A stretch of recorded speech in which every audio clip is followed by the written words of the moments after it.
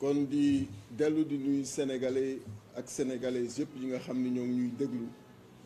fii ci biir réew mi ak ci bitim réew ñu taamu waxtu mu nekk ñëw jàkkaarloo ak yéen wax leen fi mbir mi toll wax leen également dox yi ñu nekk di def pour que Yewwi Askan Wi lii àqam mu mën ko jot pour que démocratie sénégalaise mën a jëm kanam balaa boobu aussi di dénoncer encore une fois l'incompétence du ministre de l'Intérieur Félix Antoine Diome ci insécurité bi nga xam ni moo nekk ci biir Sénégal insécurité bi ñuy noter un peu partout mais comme ni mu ko waxee woon assemblée loolu yoonam nekku ci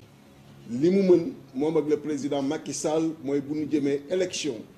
ñu fexe nu ñuy privilégier Benno Bokk Yaakaar ak toutes les autres coalitions xool nu leen di nasaxale gis ngeen démb dimanche ma déplacé wu dem direction générale des élections pour yóbbu dossier bi nga xam ni moo war a remplacer Fama Meng ginnaaw bi nga xamee ni Anta Touré mi ngi ci liste suppléant yi ñu wax ak ñu ni dimanche bi daanaka ña fa nekk barewul le président de la commission n'était pas là-bas ma dellu fa tey ak benn huissier de justice c'est la troisième fois may déplacé wu di dem direction générale avec huissier de justice mais à chaque fois on lui refuse l'accès dans la salle tey également la même chose yóbbu dossier ni leen dès lors que madame Anta Touré mënul am la qualité de remplacer Fama Meng parce que elle est déjà dans le jeu ci suppléant yi Fama Meng reste toujours inéligible et par conséquent doit être remplacée par une autre personne ñu yóbbu dossier pour remplacer kooku mais à notre grande surprise ñu trouver une administration bi nga xam ni au lieu ñu def li ñu leen demander recevoir ay dossiers ñu bëgg ñoom substituer wu nekk ay juge parce que bi ma waxee loolu le commissaire Abdoul Aziz Sarr dafa ni mënuñu jël dossier bi pour le moment demander Sénat mu wax loolu tourner demander DFC mu wax loolu demander ñaan mu wax loolu demander commissaire Ndiaye commencé di développer pour wane ni Fama Meng bu fekkee Anta Touré mënu ko remplacer parce que mi ngi déjà ci liste suppléant yi ça veut dire que Fama Meng doit être éjecté des listes dafa war génn ci liste bi nga xam ni loolu daanaka lu xel mën a dégg la parce que génn ci liste bi moo tax ñu war ko remplacer mais dès lors que mu wax loolu fa ngay xamee ni ñoo ngi ci leneen commissaire Abdoul Aziz Sarr jël parole ni en ce moment 179 lay doon bu ko defee day dugg ci dossier incomplet day dugg ci liste incomplète ma ni koy yow sa conclusion dafa hâtive dama la sax dégluwul parce que dès lors mu wax loolu rek dama juger que ni kii nekkatul ci li yoon wax dafa nekk moom di def ay jugement om dafa nekk di confirmer li nga xam ni xëy na moom la mandataire keroog wax bi mu génnee mandataire Benno Bokk Yaakaar ma ni que noppi nga bàyyi keneen ki mu continuer kooku continuer di commissaire Ndiaye pour dire que effectivement bu fekkee dañ na en ce moment doo leen am 53 yéen a ngi am 52 mën leen mais yéen fan ngeen jàngee nan ngay waxee liste incomplète alors que bi ñuy déposer la liste est complète ma ni que pour une fois tous les juristes du Sénégal sont unanimes sur une question ci question bi que ni dans tous les cas amul lenn lu nu mën a wax ba doo leen mën remplacer ki nga xam ni tey jii nii déclaré nañu éligible et que dès lors ki ngeen indi amul qualité boobu mën ngeen indi keneen tous les juristes sont unanimes sur ça donc yéen fan ngeen mën waxee ay liste incomplète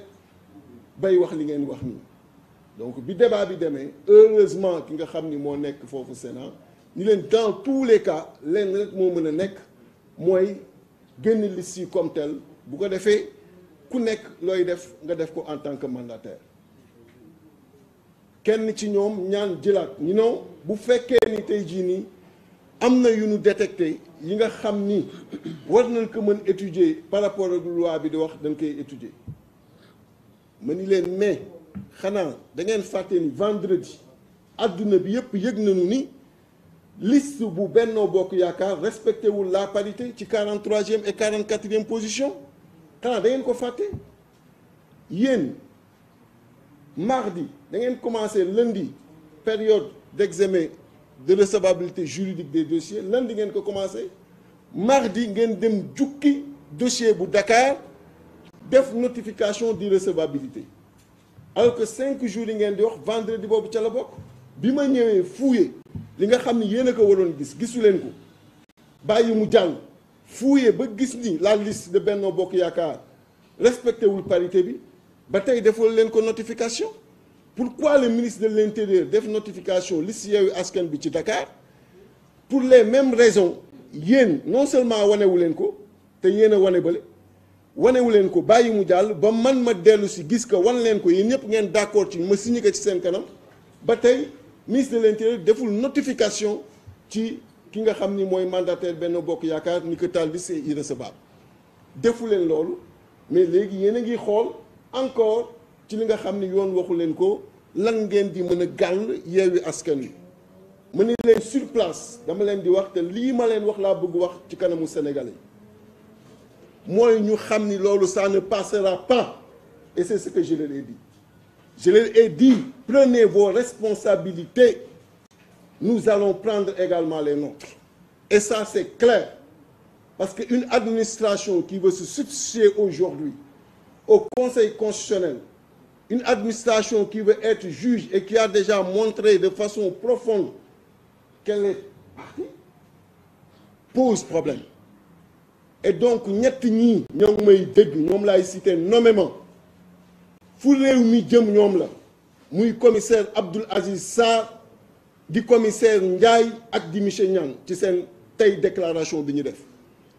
et ci loolu laa fa génne ni leen j'ai pas une seule seconde à perdre avec vous une seule seconde parce que bu fekkee da ngeen am ce comportement nga xam ni vous vous êtes précipité sur la liste de Yewwi Askan bi à Dakar génne jox ministre bi mu notifier une irrecevabilité ci même fait yi ci même forme bi la liste de Benno Bokk Yaakaar gisu leen que ngeen gëmm ci ba ma ñëw gis ko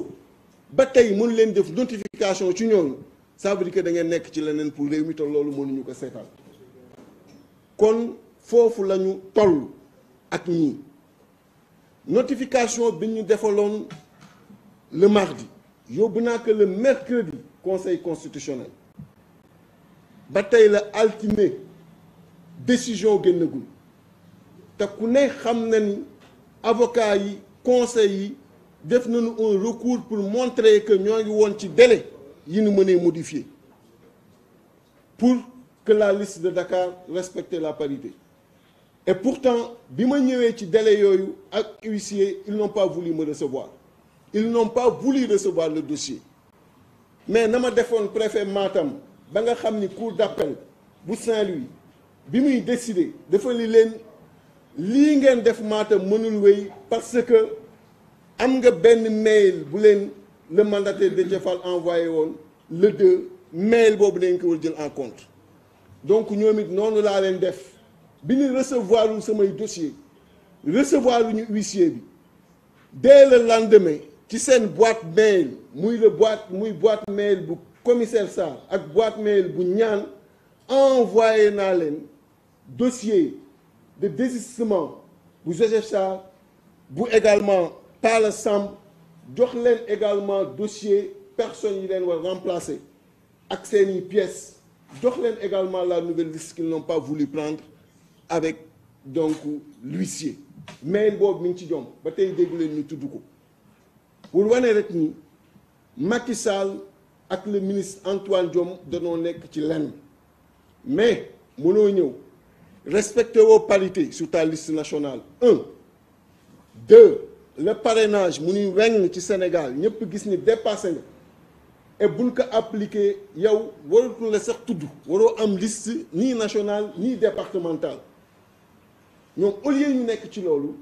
ñuy nekk tey ci ay voix yu ñuy jéem éliminer Yewwi Askan Wi alors que bu fekkee am na ku warul participer du kenn ku dul Benno Bokk Yaakaar ñun on a le droit de participer partout parce que amul fenn fi nga xam ni tey jii nii juristes yi wax nañu ni def ngeen lii moo tax warul leen participer. Par contre juristes yëpp xam nañu ni dépassé nañu parrainage bi et que ñoom war nañu participer. loolu mooy dëgg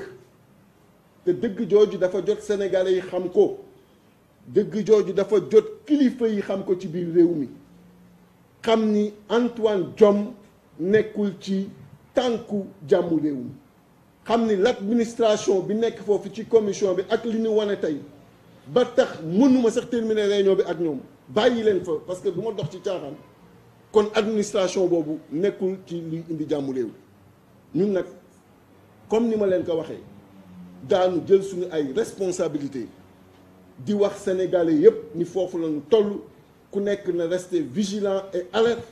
parce que lii nga xam ni moom la ñu jël comme yoon duñ leen ci seetaan loolu laa amoon lu may wax di leen gërëm.